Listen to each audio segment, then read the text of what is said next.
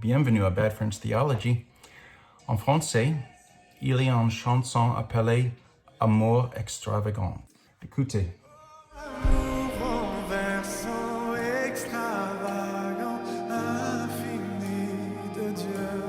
Sans faiblir, il me cherche, il me poursuit, me ramène à lui. Et on trouve en anglais aussi.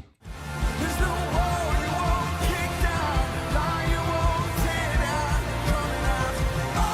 Oh, and all the overwhelming, never-ending, reckless love of God. Attends, quoi? Amour imprudent? Amour téméraire? C'est ok pour la chanson en anglais s'appelle Reckless Love? Peut-être? La théologie pour la chanson se trouve en Luc, chapitre 15, versets 1 à 7. Le créateur de la chanson, il s'appelle Corey Asbury. Il lit ce passage et l'explique. It says, suppose one of you has 100 sheep and loses one of them. Doesn't he leave the 99 in the open country and go after the lost sheep until he finds it? And after he finds it, he joyfully puts it on his shoulders and he goes home. He calls his friends, he calls his neighbors together and says, rejoice with me because I've found my lost sheep. And I tell you that in the same way, there will be more rejoicing in heaven over one sinner who repents than over 99 righteous people who don't. So when I use the phrase, the reckless love of God, when we say it, we're not saying that God himself is reckless. He's not crazy. We are, however, saying that the way he loves is in many regards quite so. Dieu n'est pas un Dieu imprudent. Mais j'ai une question.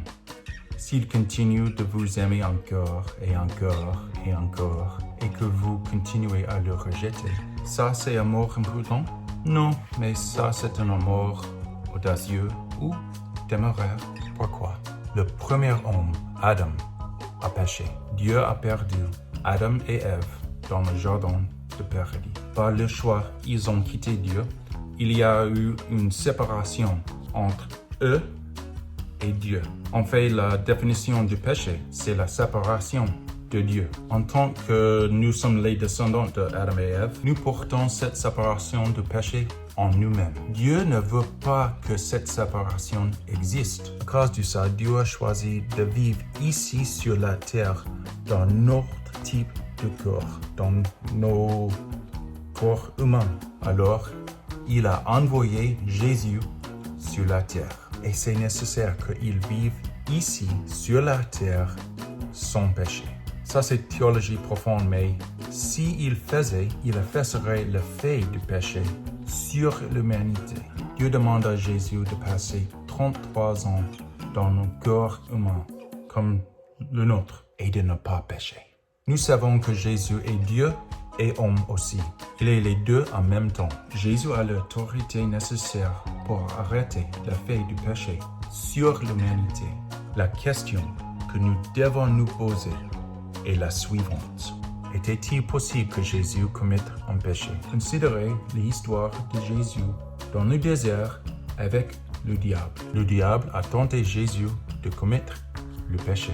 Évidemment, à ce moment-là, le diable pensait qu'il était possible que Jésus commettait un péché. Donc il a tenté. Mais Jésus a choisi de ne pas pécher. Si le plan de Dieu était que Jésus passe 33 ans dans le corps humain comme nous et ne pêche pas dans le corps humain comme nous les humains qui tuons, méchants, trichons et commettons des nombreux types de fautes, de péchés, d'erreurs. C'était un plan audacieux, c'était un plan téméraire, c'était un plan prudent.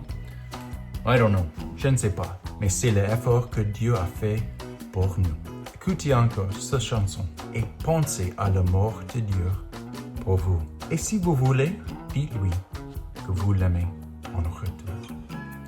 Il vous aime.